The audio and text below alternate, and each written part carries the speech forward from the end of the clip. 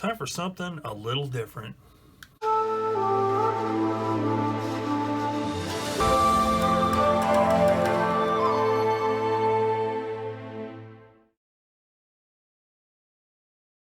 everybody, and welcome back to Plastic Models by a Regular Dude, and episode 1 of my new project, the Hasegawa 1/72nd scale Mitsubishi Ki-51 Sonia. First up, I want to give a special thanks to Keith Short for giving me this kit to build. Two things about it. I have not built very many Japanese aircraft. As a matter of fact, I think I've only built one since my return to the hobby back in the 2000 teens. And I haven't built a Hasegawa kit since probably I was a kid. And 1/72nd scale is not a scale I usually build in, but I have found that I am building it more and more. Even though they're small, they can still be quite nice. Number one, they don't take up much room, so that's pretty cool. So let's talk a little bit about the kit itself. This is the 1/72nd scale series Mitsubishi Ki-51 Sonia Japanese Army Type 99 Assault Reconnaissance Plane. Kit number, according to ScaleMates, this is number B5. And it also says it's listed as B005. This kit seems to have first appeared in 1975. This particular boxing of the kit appeared in the 1980s at some point. It doesn't give the exact date. And it looks like it's been pretty much in production since then, mainly with new decals. 77, when the kit first came out in 75, new tool. In 77, it received new decals. This particular boxing was a new box, and then thereafter it's new decals and probably different box art. But looks like a pretty cool kit. So let's take a look at the outside of the box. Front, typical old school box art. It's pretty nice. Gives a good view of the side of the aircraft and the underside. Everything in Japanese here. On the side, it shows the kit number, more information, manufactured by Hasegawa, something company limited, Shizuoka, Japan, if I pronounced that properly. If I did not, forgive me, my Japanese friends. The box art on the side here is a blue color. And, I just don't know where to look, I don't think, to find information about Japanese aircraft. But I think this blue was a reconnaissance version, maybe. I don't know for sure, so if I'm wrong, correct me in the comments below. But it's kind of apparently the closest color to it is Blue Angels blue from various manufacturers. And I was going to do this color scheme at first, but then I thought, you know what, I'm not gonna, because I don't want to buy a color for just one aircraft, because I'll never use Blue Angels blue again. So I'm just going to go with the basic green with gray undersides. But it is pretty neat, and there's controversy on whether or not it was actually a color, and just all, the typical thing amongst model builders about what's accurate and what's not. But anyway, it's got a nice illustration on the side of that blue color. Then the end, the box art is basically the same. It's got this cool little sticker here. It says Inspected Minicraft. So that's kind of interesting. Then on this side, it gives illustrations of other aircraft they have in their line at that time. There's the ME-109G,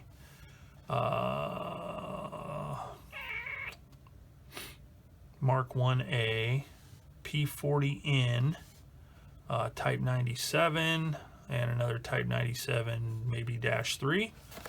And then the same box art on the end. So that is the box. Let's take a look at the inside. Inside of the box, we have some very aged instructions, totally discolored, which is kind of cool. And then a bag containing the contents of the kit. So let's take a look at the instructions first. Very simple, single sheet, front and back of instructions, all in Japanese. So if you don't speak Japanese, you're not going to be able to build this model. I'm just kidding, because I sure don't speak Japanese.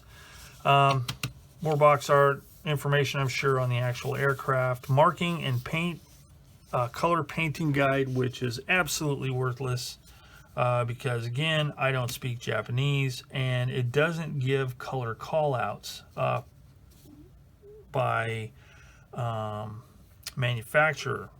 So it just shows number 33. Well, maybe it will give, yeah, see, I don't think it's gonna, yeah, see, it gives colors here, but they are all in Japanese, and I think that's colors. 50, no, maybe not. I don't know what those color numbers are, because it doesn't say, I don't see a brand name for the colors anywhere. This is one of those cases where it really kind of helps if you have good resources. But anyway, color callouts for the two different, well, it looks like 1, 2,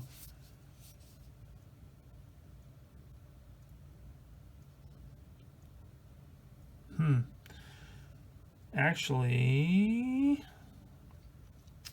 looks like we have 3 different colors. There's a camouflage scheme here, it looks like. There is the blue or the green, one of the two, and then same here, and then it gives an overhead view of the camouflage version and then the solid version. I'm gonna have to totally guess on this, so when I get these colors wrong, people, you can point them out, but keep in mind, I don't know what I'm doing here. Then we get the actual instructions, steps 1 through 6. So there's not a whole lot of parts here. Very basic looking, but still looks like it will most likely be adequate. Now here's something interesting. Here's showing how to cut the parts off with these weird looking scissors. Those are crazy. Look at that, big old giant handles. Get a good grip. Wild.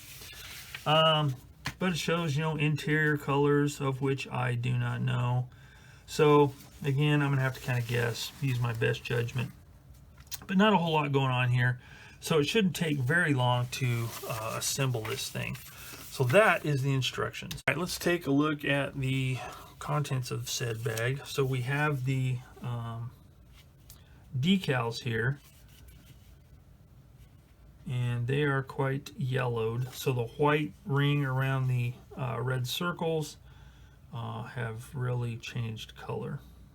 All this is supposed to be white here. It's a nice kind of cream color. So I think what I'm going to do, these are fairly simple markings. I am going to reproduce these with paint. So this one's going to be 100% painted aircraft. No decals. But anyway, this is what they look like. Not very many of them. Next up, clear parts. We've got the canopy. Not too bad, not too thick either. I mean, it's 1/72 scale, but it's not bad. The framework for the canopy and the windscreen is pretty well defined, so it shouldn't be too hard to make masks for it. Then there's a couple other parts here. I don't know what they are. View windows or something, I don't know, but that is the clear parts. It doesn't look like these are A, B, and C or anything like that, but it's not really necessary considering how many parts there are in this kit. So let's start with this one right here. This is the port fuselage half and the corresponding horizontal stabilizer, I'm guessing. The scribe detail is nice. It's somewhat shallow, but it still looks good. I don't see any flash on here really, so that's kind of cool. Yeah, it all looks pretty solid. Now Not really any flash, maybe just a hint of flash right there on the horizontal stabilizer, but yeah, it just looks really good. No sink marks that I can see, anything like that. Yeah, not bad. So that's the first sprue. Here's the second sprue with the starboard side fuselage. Same thing, not much. There's a little bit of, no, I don't think that's flash. I think that's the way it's supposed to be. But on these really tiny parts, not much as far as flash. Now, one thing I will note is the sprue gates for these small parts are correspondingly slow, or small. There are some kits that will have a small part, but the sprue gate is huge and just basically wraps around it and almost destroys the part, and it takes a lot to clean it up. But this does not seem to be the case here. It looks pretty good. Comes with the rudimentary engine, which will be fine in this scale, you know, inside of a cowling. So no big deal about a lack of detail there, but it does have some cooling fins and stuff like that, so it's not bad. These two parts here, I'm not sure what they are. I'm sure they might have to do with the wings maybe, but it has some rivet detail in it. Looks pretty good. This loop antenna maybe, not too shabby if that's what it is, but looks pretty good for such small parts. So yeah, there you go. There's the second sprue. Here's the instrument panels, and those look pretty good. It's got some raised detail, pretty vague, but dry brush will make them pop out. But in a scale this small, you know, not really going to notice that much anyway. But anyway, that's sprue number 2. The final gray sprue is the wings. So now here's something nice. You have the Hasegawa Made in Japan logo right there. It's on the inside of the wing. Old Revell kits. Sometimes some of the older kits will have it like stamped on the horizontal stabilizer on the exterior, and it's just a pain to clean up. Just really dumb. Okay, so I'm thinking right here, this is very, very thin right here. I'm thinking that's where that one window goes right there. So I don't know when you would use that window or when you wouldn't. So for the sake of sanity, I am not going to use it. I'm going to leave that solid. But again, nice panel line detail, not too overdone, and should be easy to rescribe the front edges and stuff like that, the leading edges, once I sand the seams smooth.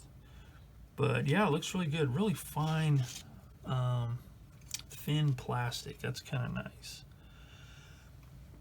Now it looks like this wing may be slightly bowed, but that's okay when I glue the other part on. The upper part should straighten it out. So there you go. That's the Hasegawa 1/72 scale Sonia. So I'm going to do this as a real basic kit. I'm not going to get into any crazy detailing. I'm not going to worry that much about the interior. I'm going to do a gear up. Just kidding. It's fixed lowered gear. So I'm going to just keep this real basic. I just want to really focus on my painting skills on this one. That's something I think I can always improve on. This will not be a step-by-step build. This is going to be like my recent P-51 build. I believe it was Airfix, and it was done in the color scheme of one of the Tuskegee Airmen. Just gonna update once in a while, talk about different aspects of the kit, keep the videos short and sweet, and keep the series to a manageable length. I really want to keep this one simple, just enjoy the build, and again, like I said, I want to focus on paint because it's something I can always improve on. So if you have any experience with this kit, I'd like to hear about it in the comments section down below. Also let me know what you think of the video format, since this will be my first one like this for a while. And yeah, so if you haven't subscribed, hit subscribe. If you want to follow along with this, hit the notification button. That way you'll be notified when I post new videos about it. So that's about it from here. Thanks for watching Plastic Models by a Regular Dude and the intro to the Hasegawa 1/72nd scale Mitsubishi Ki-51 Sonia. And as always, I will see you all later.